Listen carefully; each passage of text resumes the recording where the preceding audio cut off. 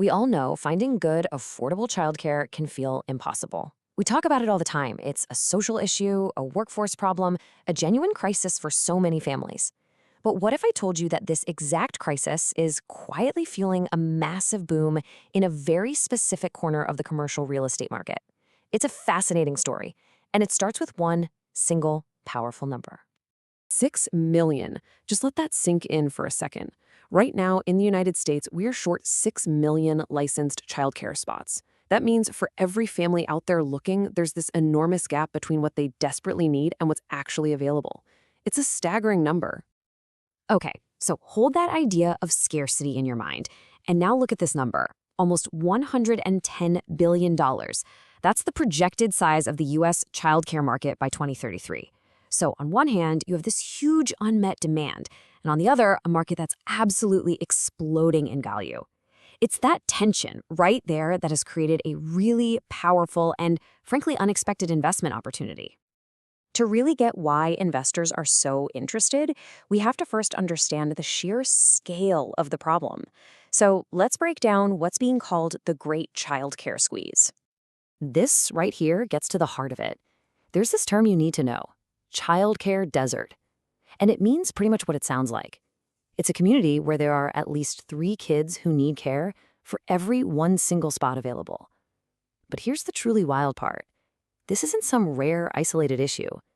It's the reality for more than half of all communities across the entire country. This table, it tells the whole story in black and white. You can see the market size is just set to skyrocket from about $65 billion today to almost $110 billion. But look at the lines that matter most to families. 14.7 million kids needing care, but only 8.7 million spots. That's our 6 million spot shortfall. And look at the projection. That gap, it's expected to get worse, not better. You know, these huge national numbers can be hard to wrap your head around. So let's just zoom in on one state, Indiana. Just in Indiana, the economic damage from this shortage, we're talking parents lost wages, companies lost productivity, all of it, adds up to more than $4.2 billion every single year. This isn't just a family problem, it's a massive drag on the whole economy. So, we've got this huge structural problem. And whenever a need is that fundamental and that widespread, you know what happens? Big money starts paying very, very close attention. And that brings us to the next chapter of this story, a really unlikely real estate boom. So this is the big shift in thinking. For decades, most people saw childcare centers as small local businesses, mom and pop operations. But now, large-scale investors, REITs, private equity, you name it, they see something totally different.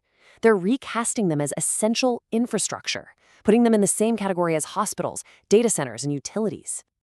So why are they so attractive? Well, it really boils down to these 4 things. First, the income is seen as recession-resistant. We'll get to why in a bit. Second, the leases are incredibly long. We're talking 10, 15, even 20 years. They're also what's called triple net, which is a huge win for landlords. And finally, you've often got a big national company guaranteeing the rent, with built-in increases to beat inflation. It's basically the perfect recipe for stable, predictable cash flow. Now, this is happening all over the country, but the story really zooms in on one state that has become a kind of perfect laboratory for this whole boom. So let's take a look at why Indiana has become ground zero for this new investment wave. It's a real perfect storm of factors. First, you've got suburbs around Indianapolis that are just booming with young families. One county added 4,000 kids in just a few years. At the same time, huge new logistics and distribution centers are popping up, bringing thousands of working families that need childcare. But here's the secret sauce. The cost of land is way, way lower than in other hot markets like the Sun Belt. And when costs are lower, returns are higher. And this chart just makes it crystal clear. We're looking at something called cap rates. It's basically just a quick way to measure an investment's annual return. And you can see in central Indiana, you're looking at a return of 6.5 to 7.5%. Compare that to a big coastal market where you'd be lucky to get 5 or 6%. That extra 1 to 2% is a massive difference in the world of commercial real estate, and it explains why so much money is flowing into the region.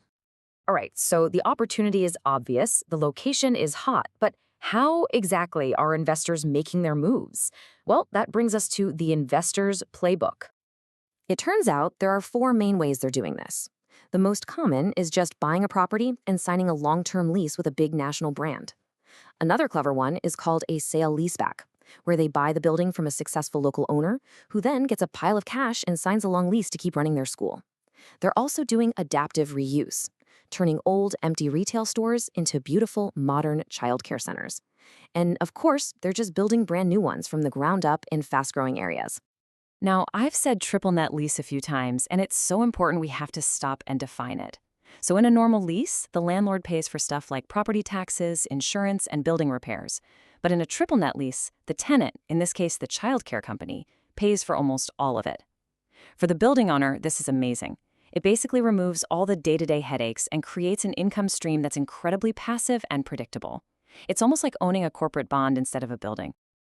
Okay, so all of this stability and predictability leads to the single biggest claim for this type of real estate. And it's a claim that sounds really good in an uncertain economy: the promise of recession-proof returns. So let's just ask the question out loud. Is this for real? Is early education real estate actually a recession-resistant investment, or is that just good marketing? Well, the data from the past is pretty stunning. Look at two of the biggest economic crises of our lifetimes, the 2008 financial meltdown and the 2020 pandemic. In both cases, enrollment in childcare centers didn't just hold steady, it actually went up. The logic is pretty simple, right? For most families, childcare isn't a luxury you can cut back on. It's the essential service that allows parents to go to work. It's one of the very last things they'll ever cut from the budget. So there you have it. We've seen how a profound social crisis has created this uniquely stable, uniquely profitable class of real estate. The numbers make sense, the logic is sound, and the biggest investors in the world have taken notice. And all of this leaves us with one final and maybe much bigger question to think about. When a social necessity like childcare becomes a high-performing financial asset, what does that change for everyone?